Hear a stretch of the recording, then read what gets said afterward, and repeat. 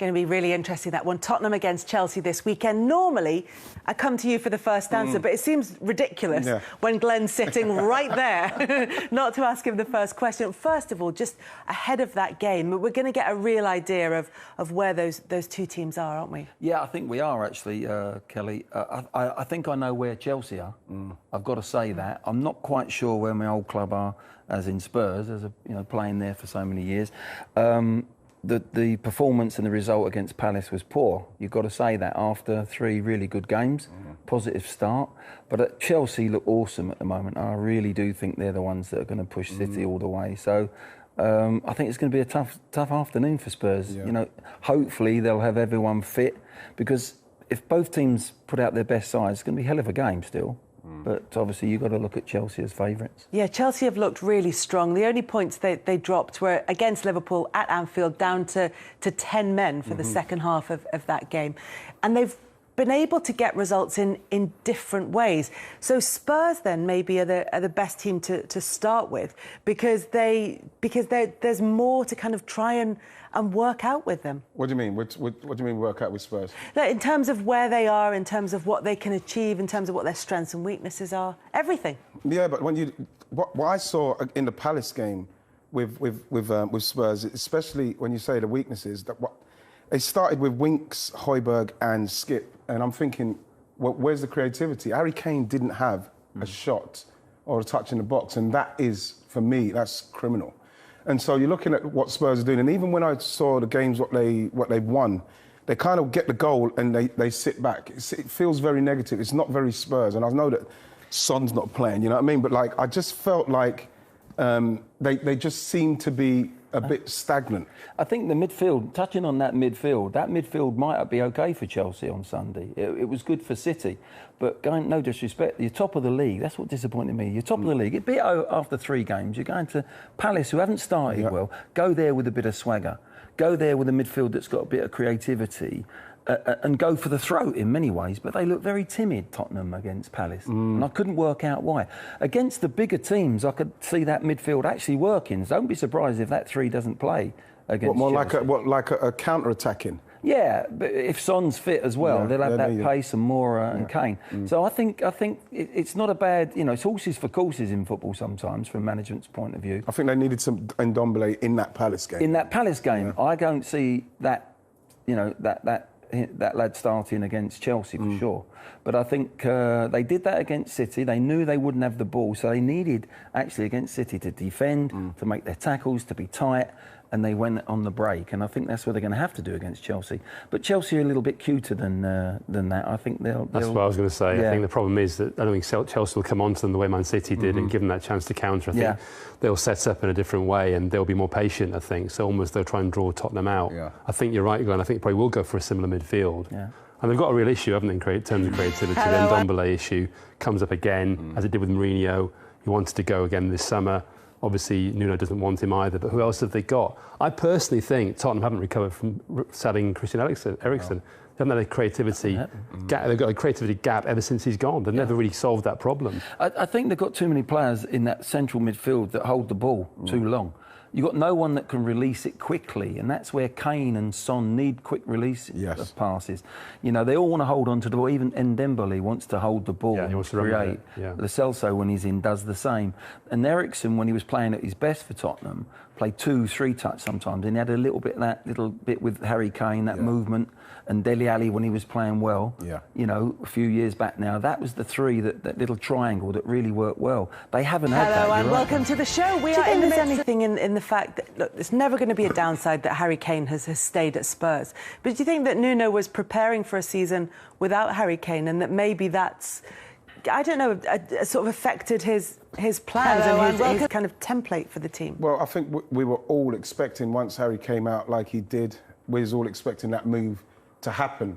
So you'd have thought that Nuno is probably thinking, I'm going to have to maybe I have to start sorting my team out without Harry Kane in it. But surely once you get Harry Kane, once you get Harry Kane back in it, then you start catering for him.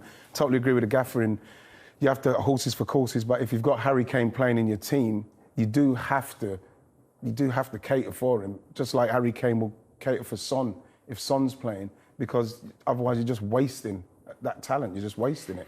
Yeah, it's ironic that he didn't play against City when they got a fantastic result at the beginning of the season, and they hit.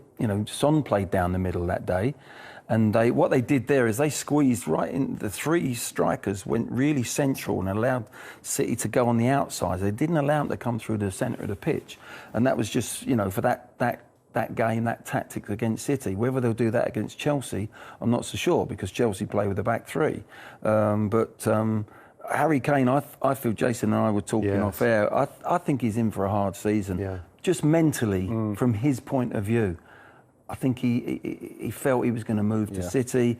I just think mentally for him it's going to be a strain. He's going to sit there and look at Lukaku scoring all these goals, enjoying himself at Chelsea. He's going to look at Ronaldo scoring all these goals at Manchester United. I just don't think he's going to get the chances to score. No. I think that's been the problem for him. It's going to be a very frustrating year for him. Yeah. I just don't think the opportunities will be there. I think we saw the game against Palace. He didn't get any touches in the box, never mind a shot. That's partly his responsibility as well, but they're just not getting the opportunities to. Yeah, but at the same time, like you mentioned, with strikers that he'll be looking at, if you've got you have to, like the gaffer's saying that horses for courses, but then what happens then and you've got that, so you come up against Chelsea, like you come up against City, you have to play a different tactic. So then how do you score? How do you then get Harry Kane going? I think Son in the team gives him other options, because he's good with Son. He makes and creates a lot for Son. Son does the same for him, and I think it's a big miss when when he's out of the team, which he was at Palace. He wasn't available. That's where that's where I think people like Moura and Bergwijn, people like that, have really got to come to the front. Yeah. Moura started very well actually this season. He's got ability. Whether he can do it consistently is the big question for Tottenham, because Harry does need some creation around him. Last year he was scoring goals and creating himself. I don't think he can have another season like that. No. It'd be too much for him. Yeah, there's that issue with him having to go and like Glenn said, make his own chances, and he's the player who's suffering most from that lack of creativity that you've pointed out.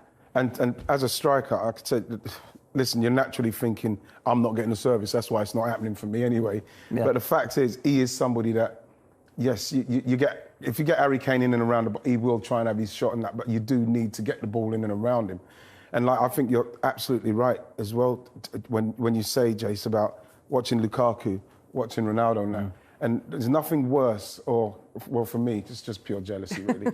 When you watch, like back in our day, you're watching Man United and you're watching those teams creating chance after chance, and you think to yourself, God, I wish I was playing for them. Because you're getting chances made. You look at something like Lukaku, he's hardly had touches in the games, but he's already got 4 goals in 6 games. And that's the difference with Chelsea, is that Chelsea can now, if it's really tight, they've got the person to take the half chance. Also, as a striker, would you stop making movement then? When chances are not coming, you stop making runs. His running stats are down. You get frustrated. You get despondent because you don't know when it's coming. Yeah. Of course, Harry Kane is like a major player in the team, and the players will give him the ball. But then, you start to think, well, I'm getting the ball here. I want the ball up there, and you're not getting it. You do get despondent. You do stop making runs, and then what you probably find is that he'll start taking shots from even more speculative places because he's not getting them frequently enough. You're starting to look at the decision, however that came about, of Harry Kane and how he ended up staying at Tottenham. And you're starting to think this is not going to be great for Harry Kane's future either, let alone this season, because if he gets to the end of it and his numbers are down, he suddenly is a less attractive and a year older proposition. I had a difficult summer. I've worked a lot on this story, and I know what it's sometimes like to do transfer stories around Tottenham with Daniel Levy, having done stories around Luka Modric and Gareth Bale. And I did an interview with Modric years and years ago when he first said he wanted to leave Tottenham, and within 12 hours there's a statement on the website, club website, saying he's going off my dead body from Daniel Levy. Oh my gosh. So that backfired quite badly. It's nice to write a piece that gets a direct response. Even when I was doing the interview, I was thinking, I'm not sure this is going to work. I was saying to him, I'm not sure, Luka, this is going to work. I honestly don't think this is going to work. But anyway, he went the year afterwards. I think it's a similar situation with Kane. I think they will let him go next year. But he wants to go this year, and that's the problem. And as Glenn's already touched on, and Ian as well, mentally he's out the door. You know, he's thinking he's going. He also knows Pep Guardiola really wants him, not just Manchester City. Pep Guardiola was driving this deal. He really, really wanted him. Okay, they didn't get it done. They couldn't get the negotiation. I think it's very difficult for him to then adjust. And we all talk about professionalism and he's the ultimate professional and all this and all that. But it must, you guys know far more than me. It still must be hard to make that adjustment, to know you're going back from it. You've gone from a situation where you're the England captain who's going to be the main striker at Manchester City, the favourites to win the Premier League, one of the favourites for the Champions League, to go back to Tottenham and finish 7th or 8th, and then you're playing this new Conference League. It must be difficult. You know, it has to be. The analogy, it's like a dream house. Your dream home that you think you've got, and you've been gazumped at the last minute, and then you're going back to a house that you're not really happy with, and you're saying that's what could have been, and now I've got to live in the house I've been living in for 5 years that we're not being happy with. That's exactly what's happened to him. Mentally, it's the other players for me that Harry Kane's season will determine whether Mora steps up, whether Dele Alli starts creating for him, whether in the deeper part in the midfield where they get a creator in Dembele, or if he gets in the team. It's the other players, it's Bergwijn, it's those that have got to create for Harry. In the end, I can't see him having a similar season where he's got to create it himself off his own back and score and be an assist and then be Captain Marvellous and come back deep and start laying